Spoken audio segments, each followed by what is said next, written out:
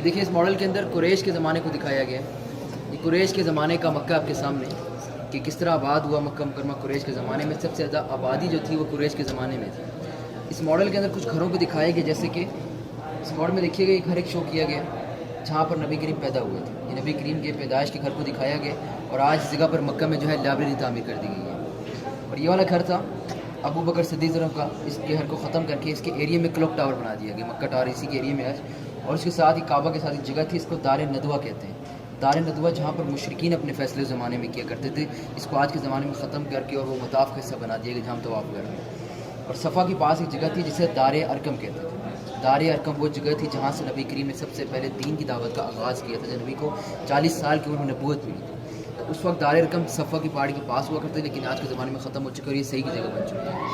یہ زمانہ قریش کا آپ دیکھ رہے تھے کس طریقے کا مکہ تھا آباد ہوا. اور آگے کچھ کعبہ کی چیزوں کو دکھایا گیا. تھوڑا سا مزید آگے دیکھیے اس ماڈل پہ کچھ کعبہ کی چیزیں رکھی گئی ہیں، جیسے کہ خانہ کعبہ کا غلاف رکھا ہے ہمارے پاس. یہ اوریجنل غلاف کعبہ ہے، چند سال پرانے، بالکل اصلی ہے. اور وہ پیچھے خانہ کعبہ کے دروازے کے تالا اور چابی کو رکھا گیا. یہ کتنا پرانا ہے؟ یہ تقریباً چند سال پرانا ہے، یہ تقریباً 5-10 سال پہلے. وہ پیچھے تالا اور چابی رکھی گئی ہے جو کہ آج 40 سال پرانی ہے. خانہ کعبہ کے دروازے کی ہے. اور اس کے ساتھ ایک لال رنگ کا ایک بیگ رکھا گیا. یہ جو بیگ آپ کے سامنے ہے اس کے اندر لوگ چابی رکھا کرتے تھے اسی خانہ کعبہ کے دروازے کے تالے کی. یہ بیگ ترکوں کے زمانے کے لیے ہمارے پاس موجود ہے، بالکل اصلی ہے. اور یہ کچھ ڈیکوریشن میں چیز رکھی ہوئی تھی آپ کے سامنے. تو یہ سارا سیٹ کعبے سے متعلق آپ دیکھ رہے تھے، ٹھیک ہے نا.